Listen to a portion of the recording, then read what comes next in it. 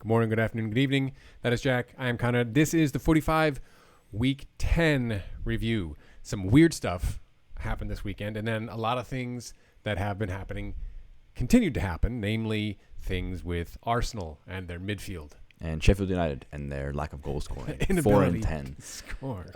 XG was fascinating this weekend. There were so many matches where there were so many chances that they should have scored and they didn't.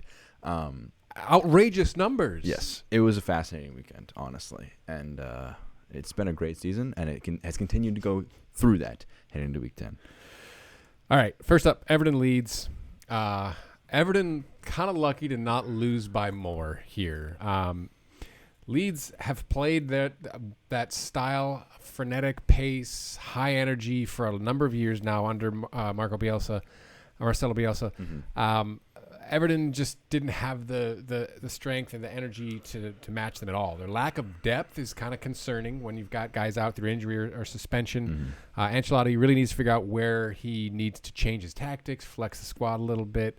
But Pickford kept Everton from embarrassment in this one. Yeah. I think Leeds were unlucky to not have more. They did have some poor execution in front of goal. One goal was disallowed. Mm-hmm. Meslier looks phenomenal. The guy's 20 years old. He had 8 saves. Yeah. He looks really good. Unbelievable. Calvin Phillips, a commanding presence at the base of midfield.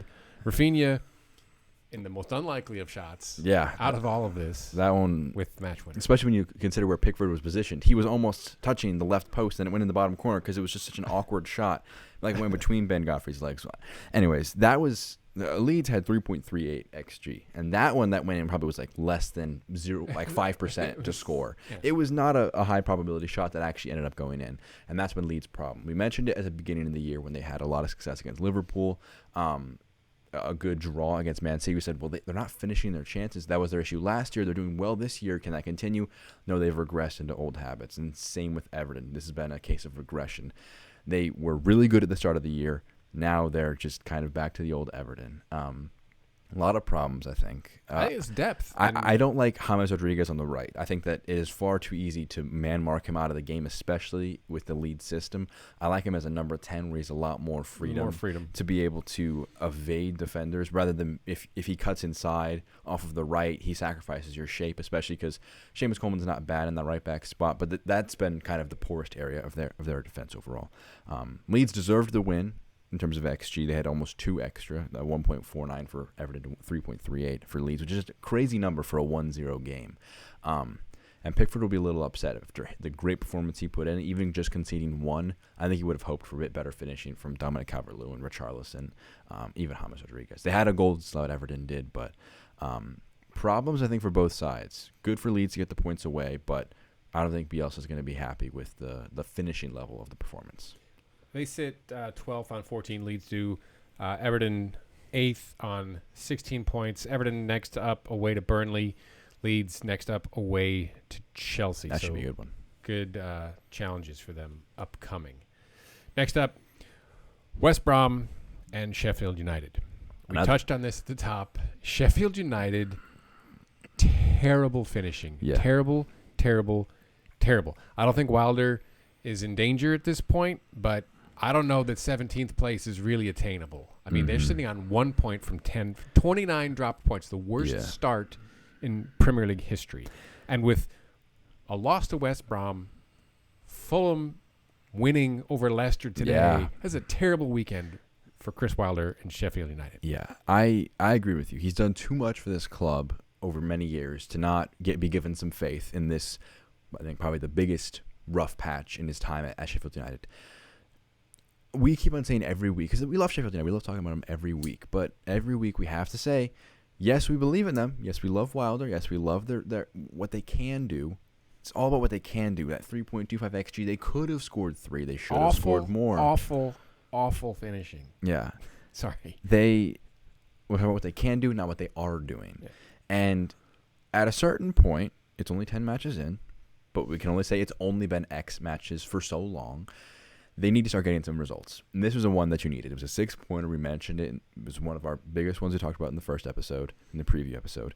and they weren't able to show up with the finishing. Musa with a bad it was a tough shot. How do you miss from there that bad? From in the 96th minute, he had the ball was bouncing. He kind of got his foot under it and scooped it over from 5 yards out. Not even 5 yards. 5 feet. It was 5 feet out. Feet. It was an impressive miss, and it kind of summed up the day where it was a scrappy chance, but it was right in front of net. Should have at least put it on frame. He didn't. Sheffield United didn't get any points. A point would have been deserved. 3 would have definitely been deserved. But for how many matches can you say you deserve this? We love XG. But at a certain point, you got to put the ball in the back of the net. And when you look at the body language of Musa and Brewster after that miss in the end of the game, they just look like Brewster went off the post right afterwards. They look like they're out of ideas, honestly. They look like they are just the net seems like instead of being 8 yards wide, it seems like one of those kid nets for them. And until they can break out of that form, they're going to struggle. This was a match where I thought we both thought that they had the chance to get out of it in this match, and they haven't. Next up for Leicester, for them, they just lost to Fulham. So are Leicester going to be shaky again, or are they going to be angry, pissed off, and want to put 4 past Sheffield United? So it's a lot of questions and not a lot of answers right now for Wilder. So it's and credit to West Brom, however. I was going to say, we got to give them something. Exactly. Slaven Bilic gets their first win. Conor Gallagher gets his first Premier League goal. Mm-hmm. But again, better to be lucky than good for Bilic and West Brom. And in this match specifically, I mean, you talk about Fulham maybe being a little lucky against Leicester. They had a good performance, but this match you love to be lucky in, because if it's the other way around, it's a 6-pointer. You really are devastated to lose this one. But to get the 3 here, Sheffield United, current form, you have to say it like it is. They are a relegation-threatened team. They're a terrible football team. And West Brom are not very good either, probably worse than Sheffield United talent-wise. So you get this kind of match and this kind of win to start off your winning record this season is a big deal for West Brom. West Brom, briefly out of the drop until Fulham's win today. They sit 18th on 6 points, 1 point out of safety. And then Sheffield United, unsurprisingly, rooted bottom with 1 point and no hope on the horizon right now, unless they can figure out how to score. Mm-hmm. No problem scoring in this one. Southampton, Man United. Southampton were really, really dominant, played really well in the first half. Nothing to show for it. United forced into some changes. One due to injury with De Gea coming off after running into the post on a save. Mm-hmm. And then Cavani on for Greenwood, who just was not very good in the first half. And Cavani got a brace on 2, one on a header off of a deflected shot, and the second on a cross, again, header. Yeah. Just, again, I think he and Bruno Fernandes are going to really drive this team as far as they're going to go as far as those two can take them, because their positional awareness and how to be in the right place is amazing. And I think they're going to play. They're going to be a really great combo. You stole the words out of my mouth. Southampton, I think this is I think justice for the amount of surprises they've had for expected goals. Ward-Prowse with a great free kick and a great header. I forget who had the header for the first goal for them, but they had 2 set-piece goals that were very well worked to get those 2 goals, but they didn't create too many open play chances, only 0.52 XG. Probably should have higher expected goals if it's James Ward-Prowse hitting a free kick, but nevertheless. Yeah, you got to just make that one a 1. And that was the reason that De Gea actually got injured, was trying to save that ball. Ended up being futile. The ball went in the back of the net. But United fans, I think a lot of them were upset when they signed Cavani, because he's an older player. He was a free agent for a long time. But I think he's been one of their best signings in recent years, because he is a world-class player who's been around the block, and he's won trophies at PSG. And he's been a player who has been a dominant guy in Europe for many, many years. People are afraid, well, it's going to put off the development of Martial and Rashford. Well, Martial didn't play this weekend, but they are not playing as good as Cavani did. And because if you're an opposing fan and you see Cavani and Bruno Fernandes, that movement, that clinicalness is very, very scary to see. And so I'm very excited to see what United try to do go forward, because this was a great comeback win. A lot of fans pointed out that Ole looked at his watch much like Fergie used to do whenever it was late in the match. They're saying Ole time, Fergie time's back. Comparisons are a bit disgraceful, in my opinion. One went on to 25 years of legendary status. One of them has been on the hot seat for the last 6 months. But I think that it's something United have. You got 3 points. You need to win these 3 points if you're Manchester United. Yes, it's not repeatable. It's sustainable, though. Yes, you are worse than them in the table, but you do not want it to be this close. And what you need to do is pick yourself up. You have West Ham away next. Not an easy match. They got a tough 3 points against Aston Villa. And you need to push yourselves forward and get another big 3 points, because United have had these brilliant moments under Solskjaer in Paris where they had the comeback. This match was probably one of the highlights of his reign. They've been doing great in the Champions League this year, but it's just been so inconsistent. And I think Cavani's the kind of guy that can bring some consistency. Southampton, don't be too concerned. You don't have Danny Ings back yet, but you didn't create too many chances in the XG department. United created 2.84. So they deserve to lose, but they'll be frustrated that they bottled it away. And I feel like for the first time in a while, when United scored that first one with Fernandes, I kind of just felt like they were going to score 2 more and win it. I didn't think Southampton had enough to keep the result, and I didn't think that United were going to be stopped. And that's not something we felt for a while for United. Is that sustainable, though? I'm not sure. 3 points right now separate 4th from 11th, which in United are right there, 9th on 16. Southampton just outside the top 5, 6th on 17 points, behind on his goal difference, behind West Ham. I don't know. Next up, Chelsea, Spurs. A 0-0 draw that only a Mourinho could love. Yeah. A lot of promise coming into this match, but it turned into a bit of a football nap. Yeah. 2 teams very happy to not take any risks. You see Mourinho openly screaming at his fullbacks when they show some enterprise and wanting to move forward and put some crosses into the box. He's like, no, don't do that. I need you to stay on our side of the field. We'll get the ball to the halfway line. I'll see what we can do. Yeah. But Spurs had a 0 chances created in the second half. Yeah, they were fine with a draw. And people have made opposing arguments whether this is a good point away from home. Like, there's no fans right now, so theoretically away from home isn't as important. But, I mean, the reverse fixture is going to, if fan trajectory increases, which COVID does not like to keep the normal trajectory going, as we know in the United States. You shouldn't put anyhow. Keep going. But let's assume that there are 5,000 fans when these guys play again in, I don't know, maybe March. I don't know when the next match is, when the reverse fixture is. If there's 5,000 fans at Tottenham Hotspur Stadium, that's more than 0, and that's going to offer some environment. So this is not a bad point, and I think this showed strengths on both sides. I'm still not 100% on Chelsea just yet, because Spurs didn't take it to them. They only created 0.19 in terms of expected chances.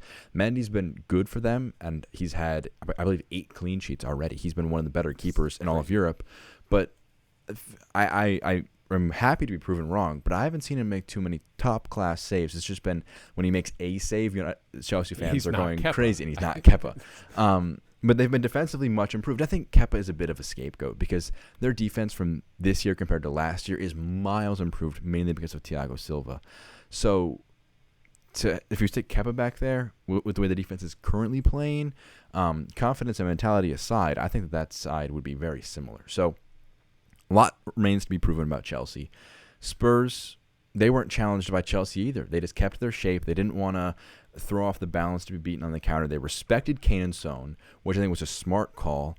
And ultimately, I think both sides can be happy with the point. Spurs go top on goal difference, but they've got a couple tough fixtures coming up. The North London Derby is going to be a very interesting one because I think they're going to destroy Arsenal are struggling, but then again, they beat Man United a couple weeks back. So you don't know what to expect from them. Spurs, I think the next match is going to be really big on saying where their level is at just yet. And Chelsea, similarly, at home against Leeds, that's going to be an interesting one as well because, again, at home, defensively porous team. Is that one going to be the exciting match we thought this one was going to be? Because we've talked about how excited we were from this one, and then we were kind of just like snoozing a little bit during that game.